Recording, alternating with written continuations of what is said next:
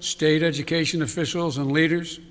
Recent Department of Education survey shows that nearly half of the K through 8 schools are open now full-time, 5 days a week for in-person learning. Not yet a majority, but we're really close, and I believe in the 35 days left to go, we'll meet that goal as well.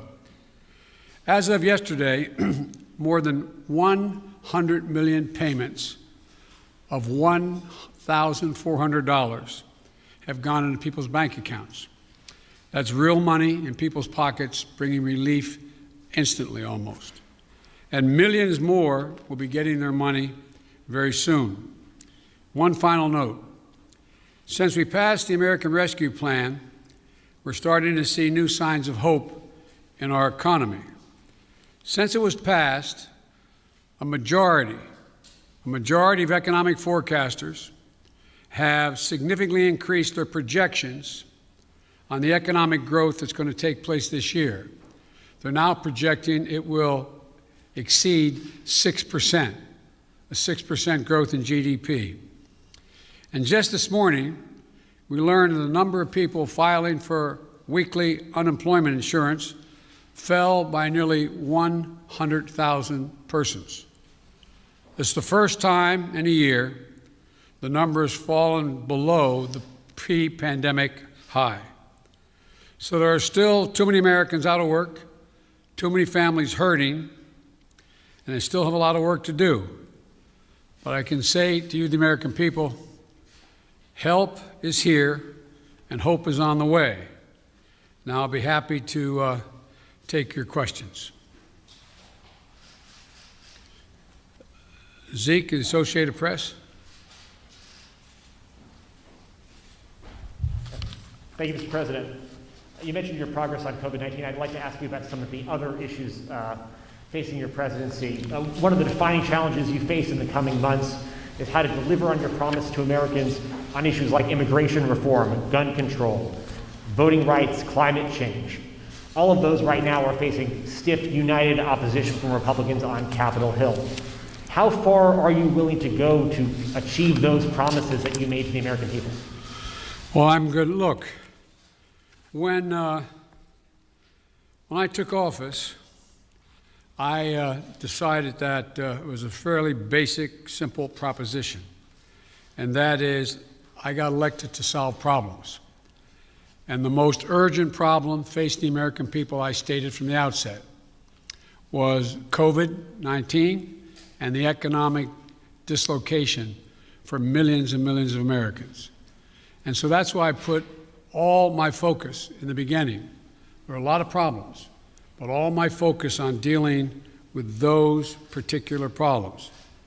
And the other problems we're talking about, from immigration to guns and the other things you mentioned, are long-term problems. They've been around a long time. And what we're going to be able to do, God willing, is now begin one at a time to focus on those as well. And whether it's immigration or guns or a number of other problems that face the country. But the fundamental problem is getting people some peace of mind so they can go to bed at night and not stare at the ceiling wondering whether they lost their health insurance, whether they're going to lose a family member, whether they're going to be in a position where they're going to lose their home because they can't pay their mortgage, or the millions of people are going to get thrown out of their homes because of the inability to pay their rent. So we're going to move on these one at a time, try to do as many simultaneously as we can, but that's the reason why I focused as I have. And here's the deal. I think my Republican colleagues are going to have to determine whether or not we want to work together, or they'll decide that the way in which they want to proceed is to just decide to divide the country, continue the politics of division. But I'm not going to do that. I'm just going to move forward and take these things as they come. And just to follow up, Mr. President, can your presidency be a success if you can't make progress on those 4 challenges: climate change, immigration reform, gun control, voting rights? Well, I plan on making progress on all of them, but that's going to be for the American people to decide. I think, I doubt whether, maybe you did, maybe others did. I thought, many of you thought there was no possibility of my getting the plan I got passed without any Republican votes. Pretty big deal. Got passed. Growing the economy. People's lives are changing. So let's see what happens. All I know, I've been hired to solve problems, not create division. Okay, how about Yamiche? Thanks so much, Mr. President. You've said over and over again that immigrants shouldn't come to this country right now. This isn't the time to come. That message is not being received. Instead, the perception of you that got you elected as a moral, decent man is the reason why a lot of immigrants are coming to this country and entrusting you with unaccompanied minors. How do you resolve that tension? And how are you choosing which families can stay and which can go, given the fact that even though with Title 42, there are some families that are staying? And is there a timeline for when we won't be seeing these overcrowded facilities run by CPB when it comes to unaccompanied minors? Well, look, I guess I should be flattered. People are coming because I'm the nice guy. That's the reason why it's happening. That I'm a decent man, or however it's phrased. That's why they're coming, because Biden's a good guy. Truth of the matter is, nothing has changed. As many people came, 28% increase in children to the border in my administration, 31% in the last year in 2019 before the pandemic in the Trump administration. It happens every single solitary year. There is a significant increase in the number of people coming to the border in the winter months of January, February, March. It happens every year. In addition to that, there is and by the way, does anybody suggest that there was a 31% increase under Trump because he was a nice guy and he was doing good things at the border? That's not the reason they're coming. The reason they're coming is that it's the time they can travel with the least likelihood of dying on the way because of the heat in the desert, number one. Number two, they're coming because of the circumstances in country. In country. The way to deal with this problem, and I started to deal with it back when I was a United States Vice President, putting together a bipartisan plan of over $700 million to do with the root causes of why people are leaving. What did Trump do? He eliminated that funding. He didn't use it. He didn't do it. And in addition to that, what he did, he dismantled all the elements that exist to deal with what had been a problem and has been continued to be a problem for a long time. He, in fact, shut down the number of beds available. He did not fund HHS to get the children out of those Border Patrol facilities where they should not be and not supposed to be more than a few days, a little while. But he dismantled all of that. And so what we're doing now is attempting to rebuild the system that can accommodate what is happening today. And I'd like to think it's because I'm a nice guy, but it's not. It's because of what's happened every year. Let me say one other thing on this. If you take a look at the number of people who are coming, the vast majority, the overwhelming majority of people coming to the border and crossing are being sent back. Thousands, tens of thousands of people who are over 18 years of age and single people, one at a time coming, have been sent back, sent home. We're sending back the vast majority of the families that are coming. We're trying to work out now with Mexico their willingness to take more of those families back. But that's what's happening. They're not getting across the border. And those who are coming across the border who are unaccompanied children, we're moving rapidly to try to put in place what was dismantled, as I said. For example, of all the children who are coming across the border, over 70% are either 16 or 17 years old. We're not talking about people ripping babies from mother's arms or little 3-year-olds standing on the border. Less than, I think it's 1.5% fall in the category of the very young. So what we're doing is we're providing for the space, again, to be able to get these kids out of the Border Patrol facilities, which no child, no one should be in any longer than 72 hours. And today, I went to, for example, I used all the resources available to me, went to the Defense Department, and the Secretary of Defense has just made available Fort Bliss, 5,000 beds. Be immediately available, 5,000 beds in the Texas border. So we're building back up the capacity that should have been maintained and built upon, that Trump dismantled. It's going to take time. And the other thing we're doing, I might add, am I giving you too long an answer? Because if you don't want the detail. No, but I mean, I don't know how much detail you want about immigration. Maybe I'll stop there and finish. My follow-up question is, one, if you could talk a little bit about which families, why they're being allowed to stay, what the families that are being allowed to stay, why they're being allowed to stay. In addition to that, when it comes to the filibuster, which is what Zeke was asking about, there's immigration is a big issue, of course, when it related to the filibuster, but there's also Republicans who are passing bill after bill trying to restrict voting rights. Chuck Schumer is calling it an existential threat to democracy. Why not back a filibuster rule that at least gets around issues including voting rights or immigration? Jim Clyburn, someone, of course, who you know very well, has backed the idea of a filibuster rule when it comes to civil rights and voting rights. Well, look, I'm going to deal with all of those problems. The question is the priorities as they come and land on my plate. Let's go to the first question you asked, the first of the second questions you asked.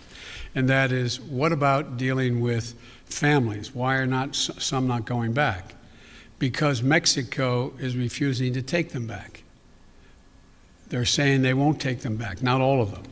We're in negotiations with the president of Mexico. I think we're going to see that change. They should all be going back, all be going back.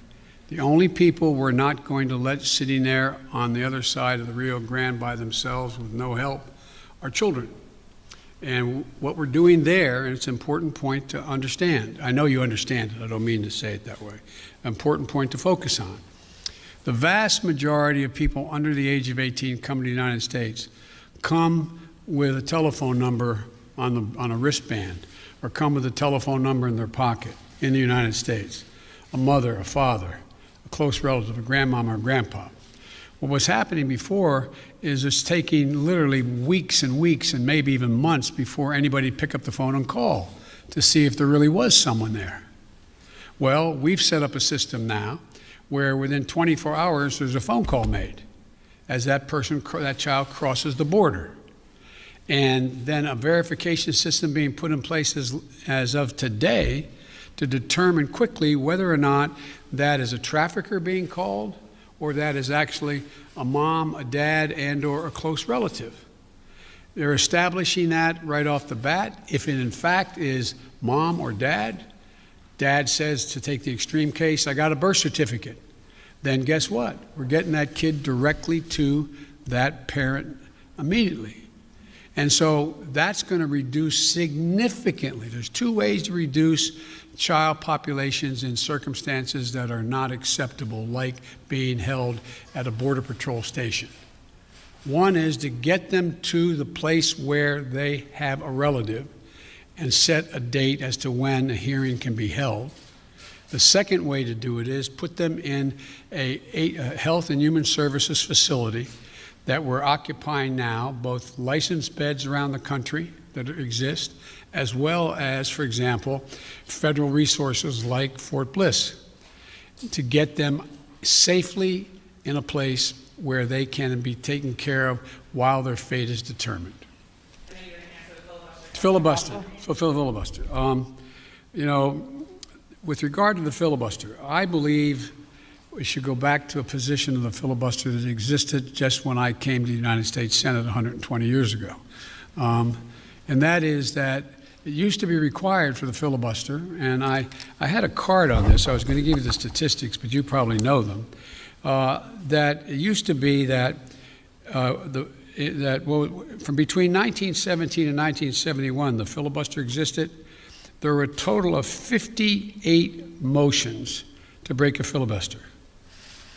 that whole time. Last year alone, there were 5 times that many. So it's being abused in a gigantic way. And for example, it used to be you had to stand there and talk and talk and talk and talk until you collapsed. And guess what? People got tired of talking and tired of collapsing. Filibusters broke down and we were able to break the filibuster, get a quorum and vote. So I strongly support moving in that direction, in addition to having an open mind about dealing with certain things that are just elemental to the functioning of our democracy, like the right to vote, like the basic right to vote. We've amended the filibuster in the past.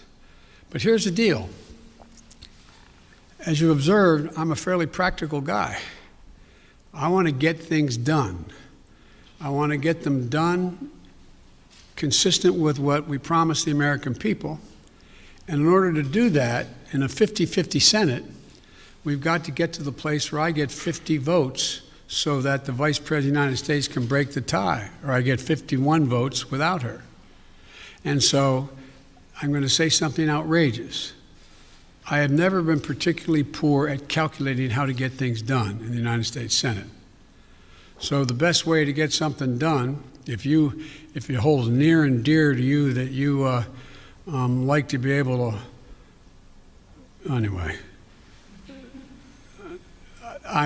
we're going to get a lot done. And if we have to, if there's complete lockdown and chaos as a consequence of the filibuster, then we'll have to go beyond what I'm talking about. Okay, hang on. Sorry. Oh, Ms. Kim. Thank you, Mr. President. To follow up on the filibuster, so do you believe it should take 60 votes to end a filibuster on legislation or 51? If we could end it with 51, we would have no problem. You're going to have to, the existing rule, it's going to be hard to get a parliamentary ruling that allows 50 votes to end the filibuster, the existence of a filibuster.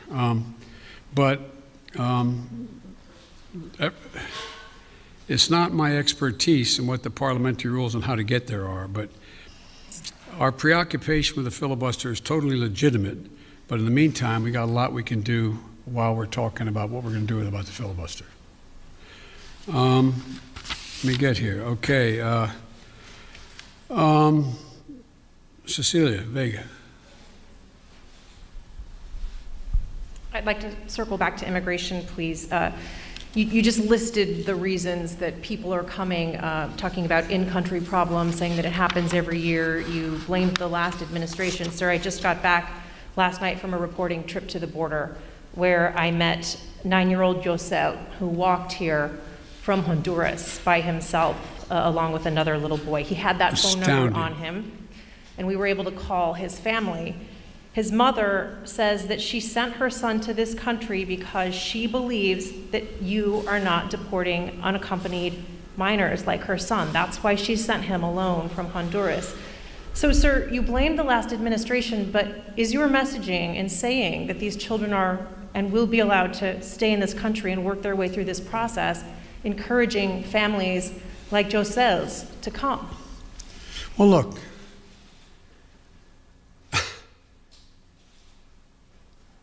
The idea that I'm going to say, which I would never do, that if an unaccompanied child ends up at the border, we're just going to let him starve to death and stay on the other side. No previous administration did that either, except Trump. I'm not going to do it. I'm not going to do it.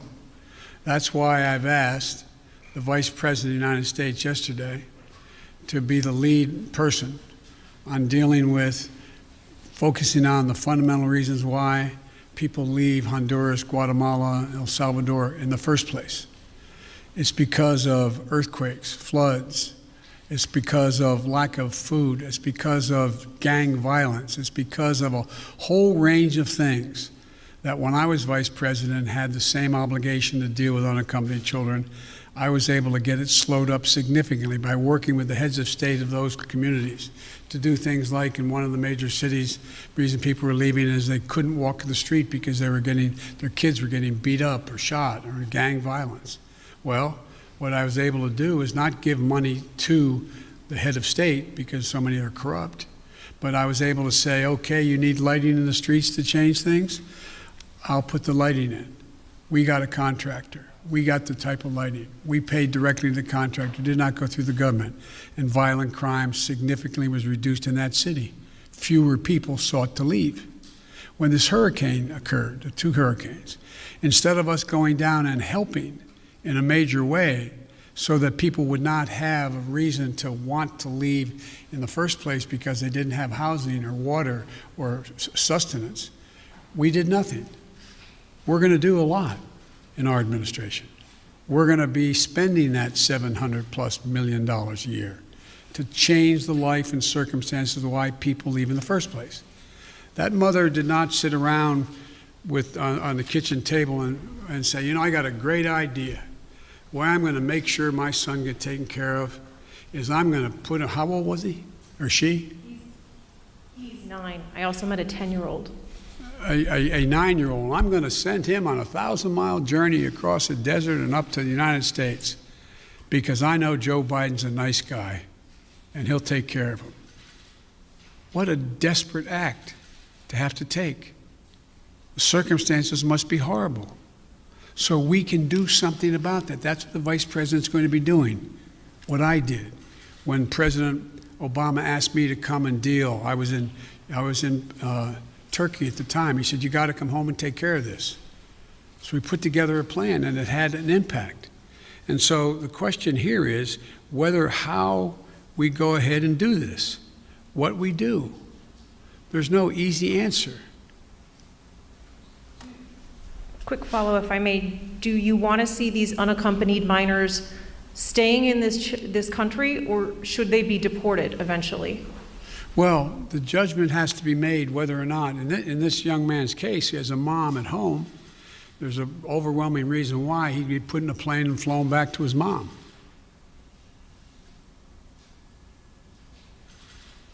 Follow, sir. You mentioned circumstances that must be horrific.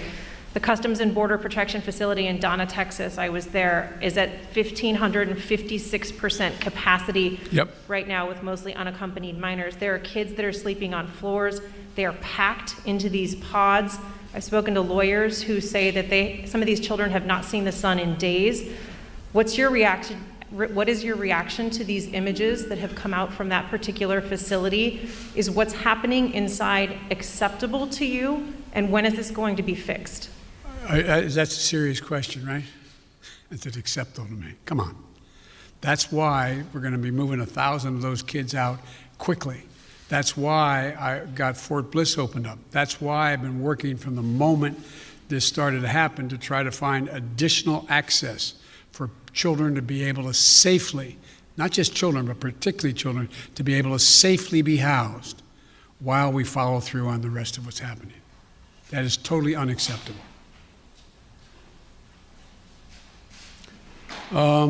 Ken.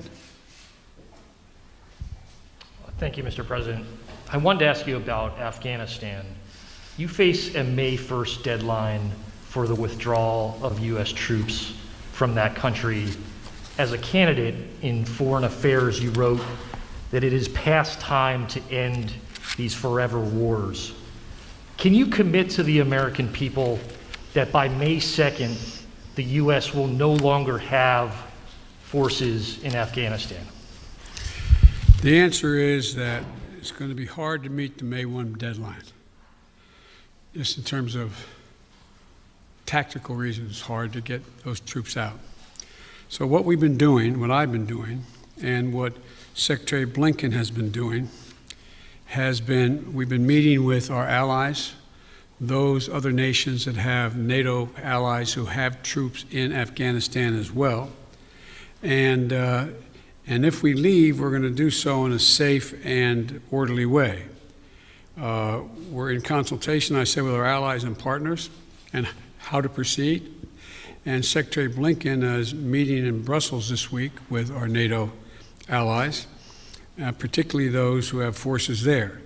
And General Austin is just met with Kayani, and I'm waiting for the briefing on that. He is the leader, quote, in Afghanistan and Kabul.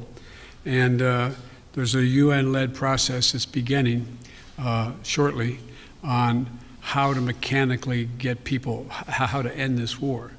But it is not my intention to stay there for a long time. But the question is, how and in what circumstances do we meet that agreement that was made by President Trump to leave under a deal that looks like it's not being able to be worked out to begin with? How's that done? But we are not staying a long time. You just said if we leave. Do you think it's possible that we will leave? The question is when we leave. Do you believe, though, it's possible we could have troops there next year? I can't picture that being the case.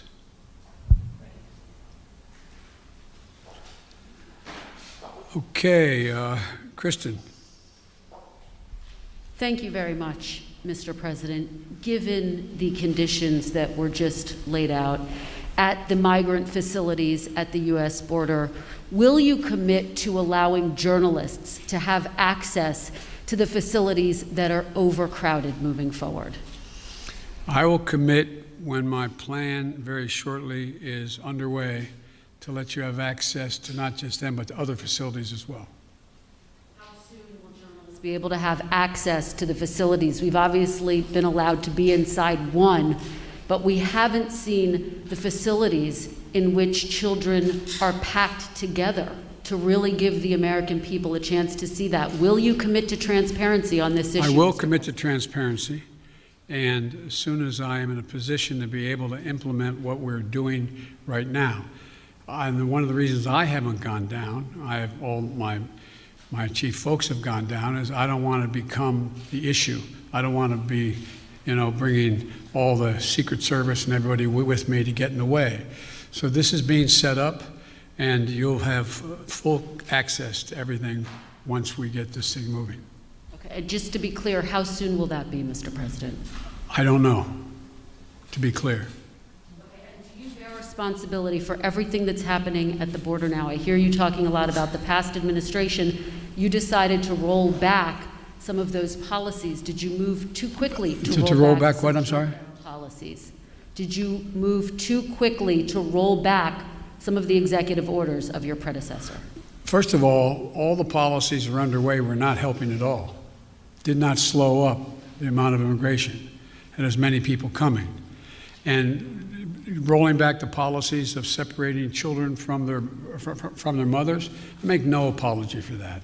Rolling back the policies of remain in Mexico, sitting on the edge of the Rio Grande in a muddy circumstance with not enough to eat, I make no apologies for that. I make no apologies for ending programs that did not exist before Trump became president, that have an incredibly negative impact on the law, international law, as well as on human dignity. And so I make no apologies for that. To ask you about foreign policy, Mr. President, overnight we learned that North Korea tested 2 ballistic missiles. What, if any, actions will you take, and what is your red line on North Korea? Let me say that, number one, UN Resolution 1718 was violated by those particular missiles that were tested, number one. We're consulting with our allies and partners, and there will be responses if they choose to escalate. We will respond accordingly. But I'm also prepared for some form of diplomacy, but it has to be conditioned upon the end result of denuclearization. So that's what we're doing right now, consulting with our allies. Just very quick follow-up. You only got another hour now, okay? Diplomacy, can you define what you mean? And former President Obama warned the incoming President Trump that North Korea was the top foreign policy issue that he was watching. Is that how you assess the crisis in North Korea? Yes. Okay, hang on a second here. Kristen, Nancy, CBS? Thank you very much, Mr. President. I want to go back to voting rights. And as Yamiche mentioned, Republican legislatures across the country are working to pass bills that would restrict voting, particularly Democrats fear impacting minority voters and young voters, the very people who helped to get you elected in November. Are you worried that if you don't manage to pass voting rights legislation, that your party is going to lose seats and possibly lose control of the House and the Senate in 2022? What I'm worried about is how un-American this whole initiative is. It's sick. It's sick. Deciding in some states that you cannot bring water to people standing in line, waiting to vote. Deciding that you're going to end voting at 5 o'clock when working people are just getting off work. Deciding that there will be no absentee ballots under the most rigid circumstances. It's all designed, and I'm going to spend my time doing three things. One, trying to figure out how to pass the legislation passed by the House, number one. Number two, educating the American public. The Republican voters I know find this despicable. Republican voters, the folks outside this White House. I'm not talking about the elected officials. I'm talking about voters. And so I'm convinced that we'll be able to stop this because it is the most pernicious thing. This makes Jim Crow look like Jim Eagle. I mean, this is gigantic, what they're trying to do. And it cannot be sustained. And do everything in my power, along with my friends in the House and the Senate, to keep that from becoming the law. Is there anything else you can do about it besides passing legislation? The answer is yes, but I'm not going to lay out a strategy in front of the whole world and you now. Then, on a related note, have you decided whether you are going to run for re-election in 2024? You haven't set up a re-election campaign yet, as your predecessor had by this time. My predecessor needed to. My predecessor. Oh, God, I miss him. No, the answer is yes. My plan is to run for re-election. That's my expectation.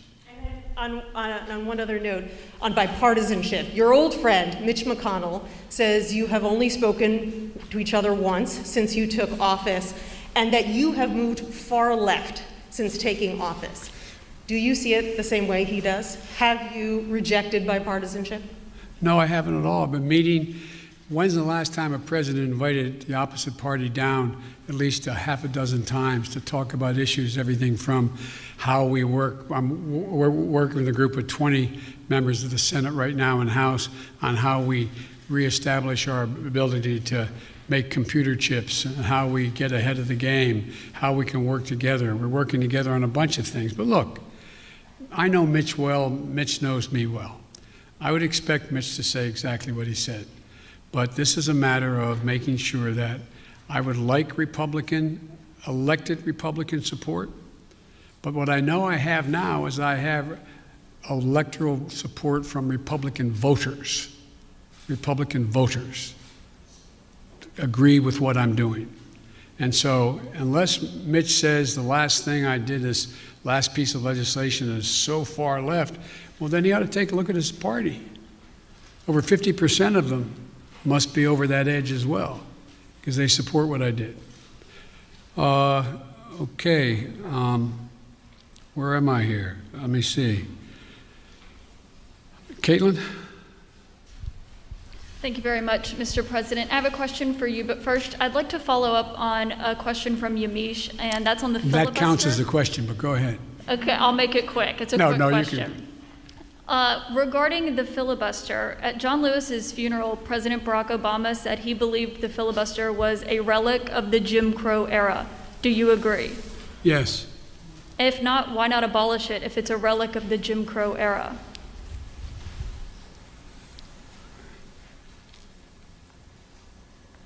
Successful electoral politics is the art of the possible.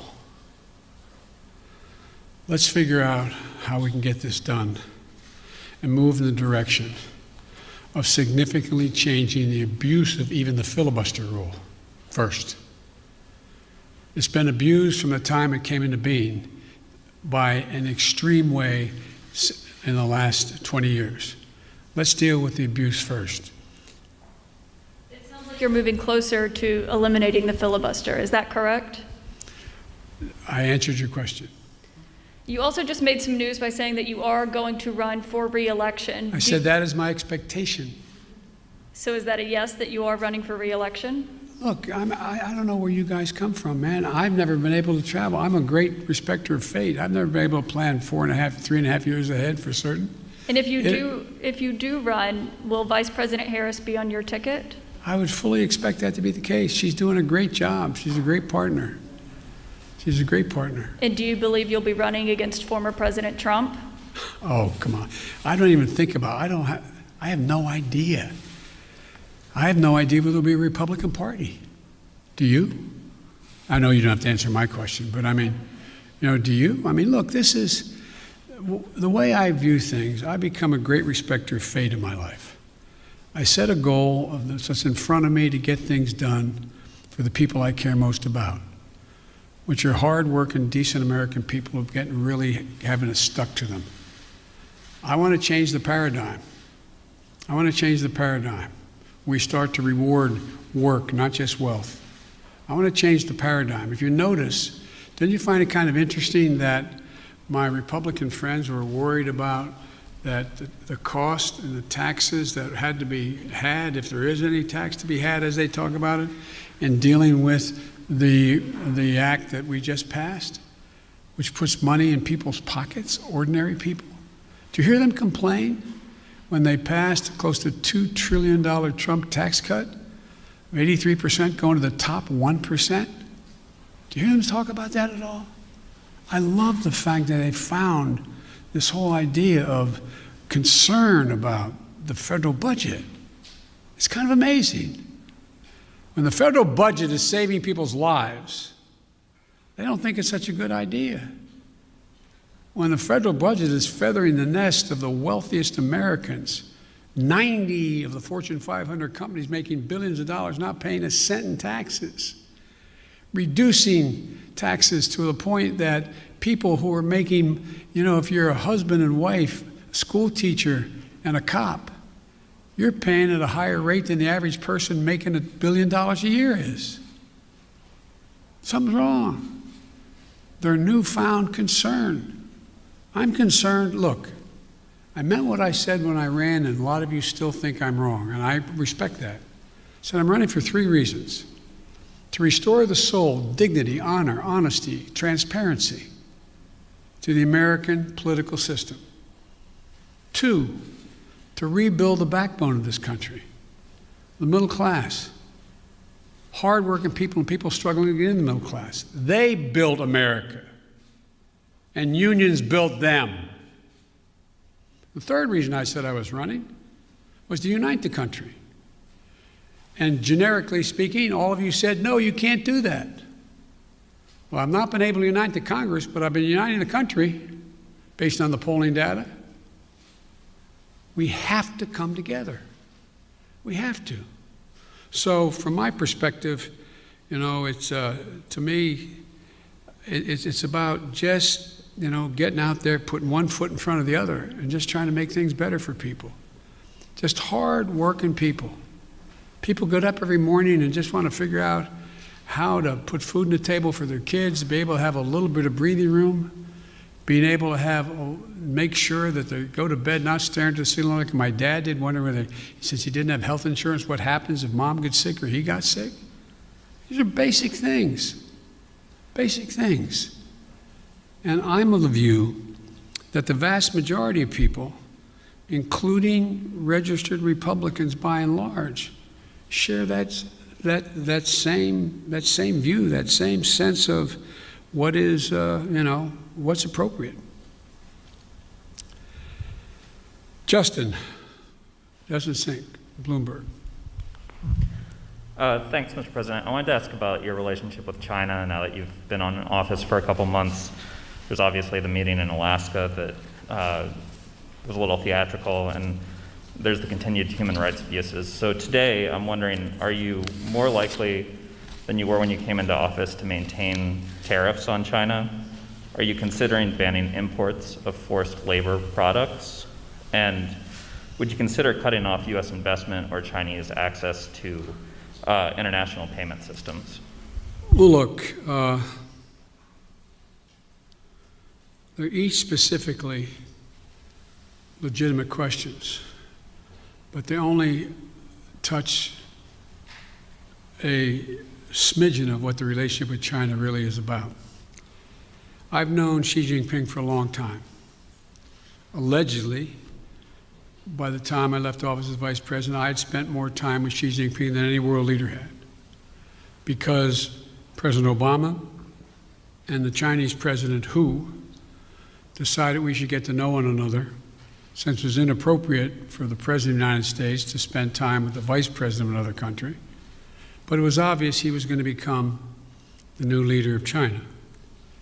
So I spent hours upon hours with him alone with an interpreter, my interpreter and his, going into great detail. He's very, very straightforward. Doesn't have a democratic with a small d bone in his body, but he's a smart guy. He's one of the guys like Putin who thinks that autocracy is the wave of the future. Democracy can't function in an ever complex world. So when I was elected and he called to congratulate me, I think to the surprise of the China experts who were his people on the call as well as mine listening, we had a 2-hour conversation for 2 hours. And we made several things clear to one another. I made it clear to him again, what I've told him in person on several occasions, that we're not looking for confrontation, although we know there will be steep competition. 2, that we'll have strong competition, but we'll insist that China play by the international rules. Fair competition, fair practices, fair trade. Thirdly, in order to compete effectively, I indicated that we're going to deal with China effectively. And we're going to need 3 things to do that, telling our people. First, we're going to invest in American workers and American science. I said that all through the campaign. I say it again, and I'm setting up my administration to be able to do that, which is that, you know, back in the 60s, we used to invest a little over 2% of our entire GDP in pure research and investment in science. Today, it's 0.7%. I'm going to change that. We're going to change that. The future lies in who can, in fact, own the future as it relates to technology, quantum computing, a whole range of things, including in the medical fields. And so, what I'm going to do is make sure we invest closer to 2%.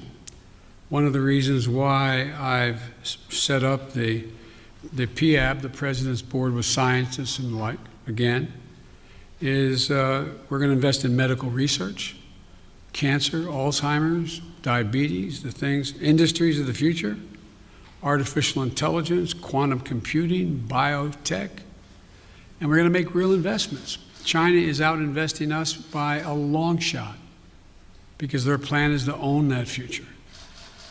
The second thing we're going to do is we're going to reestablish our alliances, and I've been very clear with them.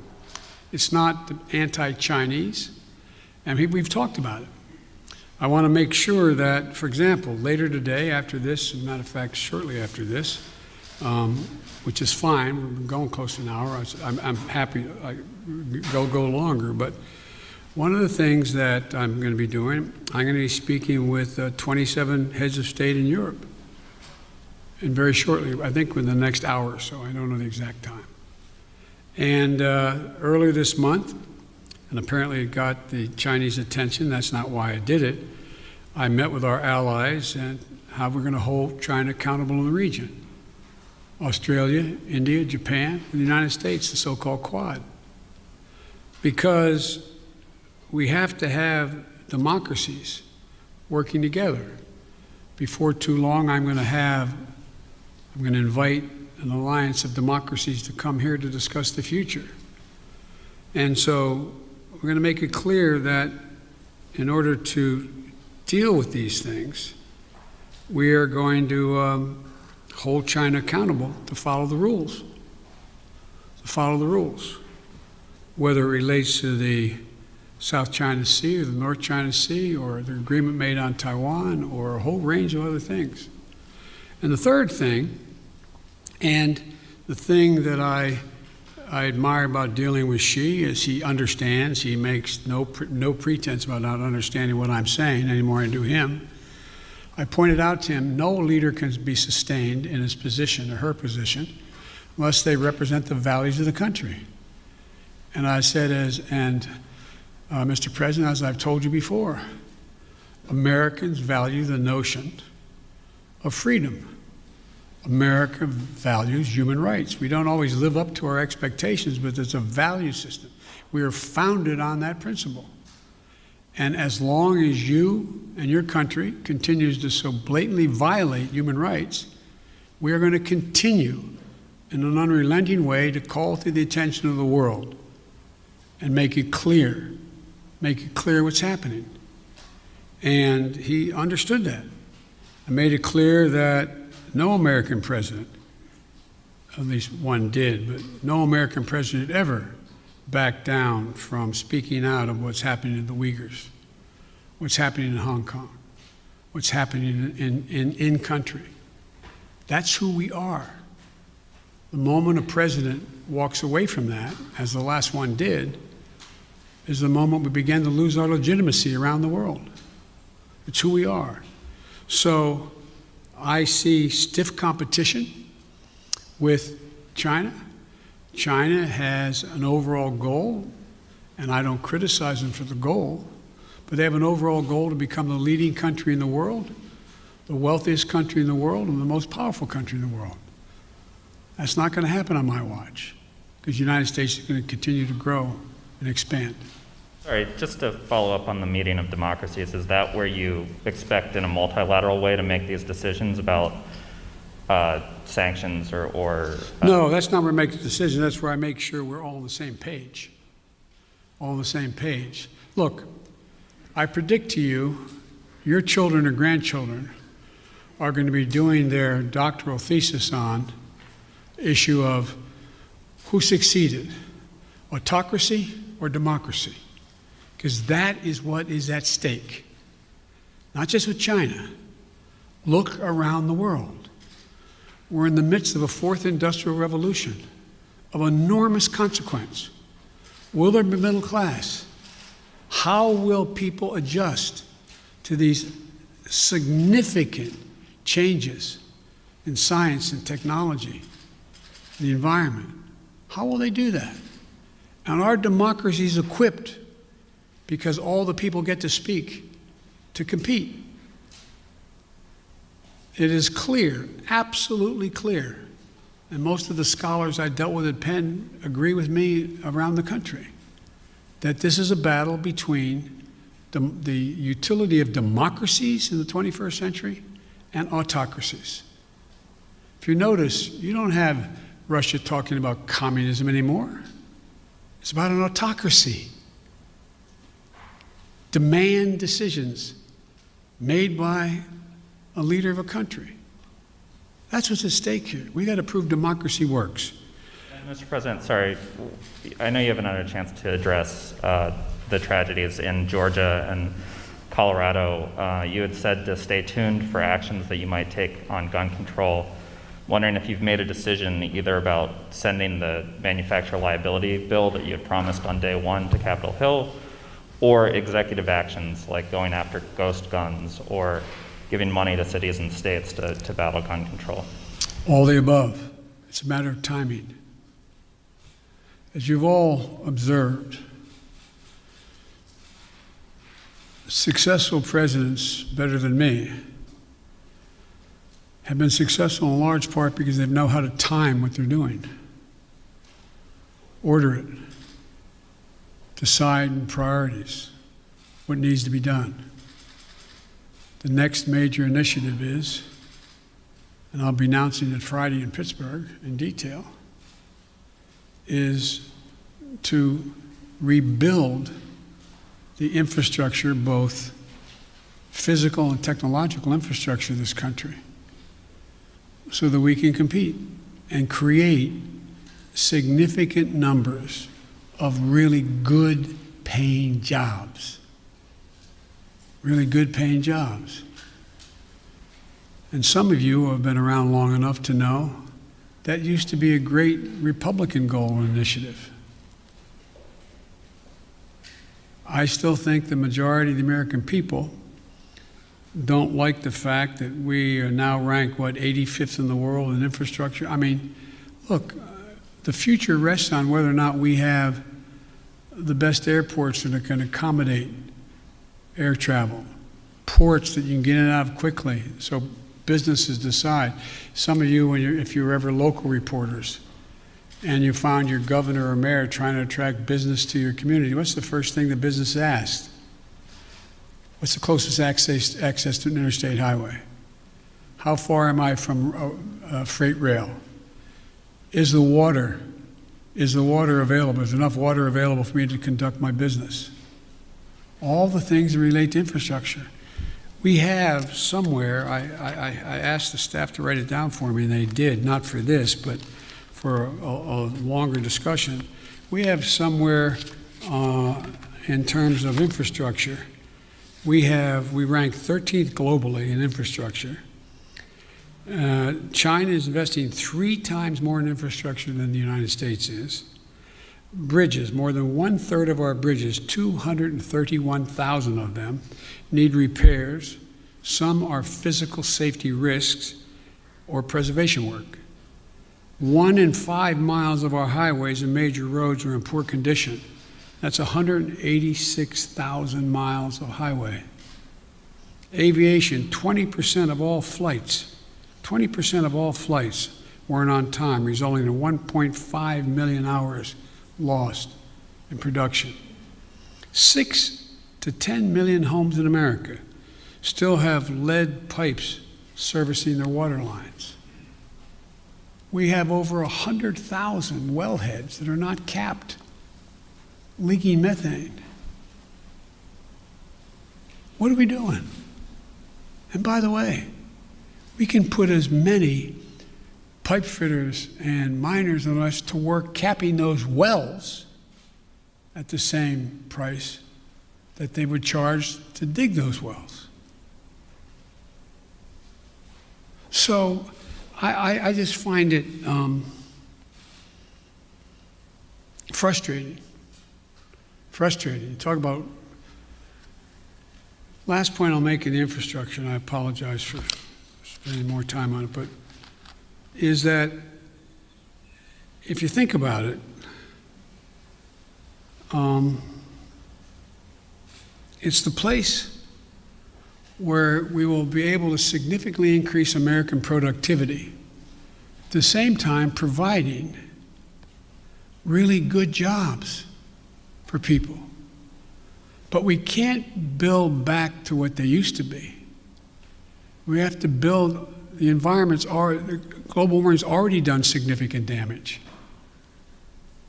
The roads that used to be above the water level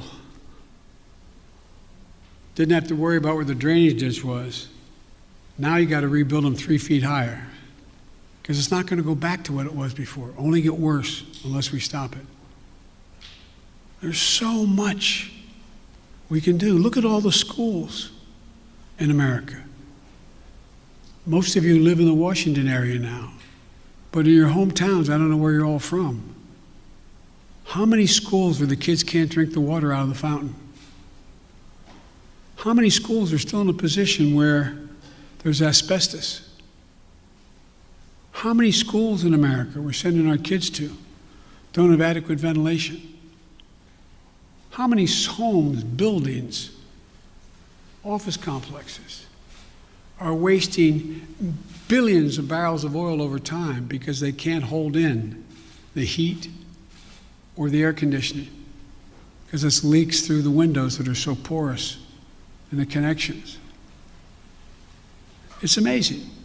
So there's so much we can do that's good stuff, makes people healthier, and creates good jobs.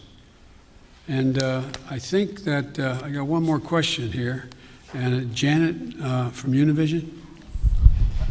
Thank you, Mr. President. We too have been reporting at the border, and just like Cecilia, we ran into a pair of siblings who came in on Monday, were detained by CBP, had the phone number for their mother who lives in the U.S. We have contacted the mother. That's the only way they know her kids are here, because CBP today, Thursday, has not contacted that mother. So when can we expect your promise of things getting better with contacting and expediting? Well, they're already getting better, but they're going to get real. They're going to a whole hell of a lot better real quick, or we're going to hear some people leaving.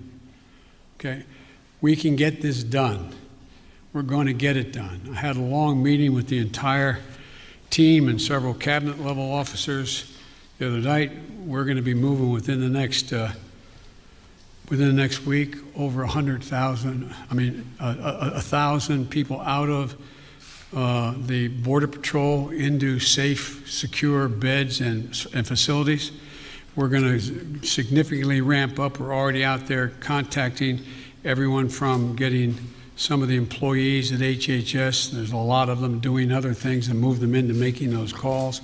We're in the process of rearranging and providing for the personnel needed to get that done. But I admire the fact that you were down there, you're making the calls yourself. It's real. The next thing that has to happen, though, as you well know, has to happen. There have to be some certitude that this is actually mom, dad, or whomever. And there's ways to do that. There's ways to do that, a little bit like determining whether or not you got the right code for your credit card. What was your dog's name, kind of thing. I'm being a bit facetious, but not really. And also seeking harder data from DNA to birth certificates, which takes longer. So I want to do this as quickly, as humanly possible, and as safely as possible.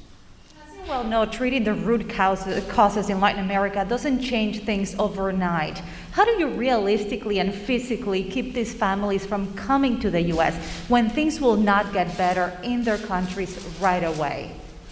Well, I can't guarantee that, but I know, that old thing, the journey of 1,000 miles starts with the first step. You know as well as I do. You cover it. You have it's not like somebody sitting on a hand-hewn table in Guatemala, in somewhere in Mexico or in Guadalupe saying, I got a great idea. Let's sell everything we have. Give it to a coyote. Have them take our kids across the border into a desert where they don't speak the language. Won't that be fun? Let's go. That's not how it happens. People don't want to leave.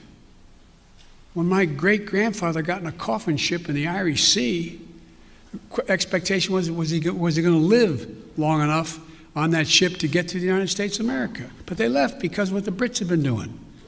They were in real trouble. They didn't want to leave, but they had no choice.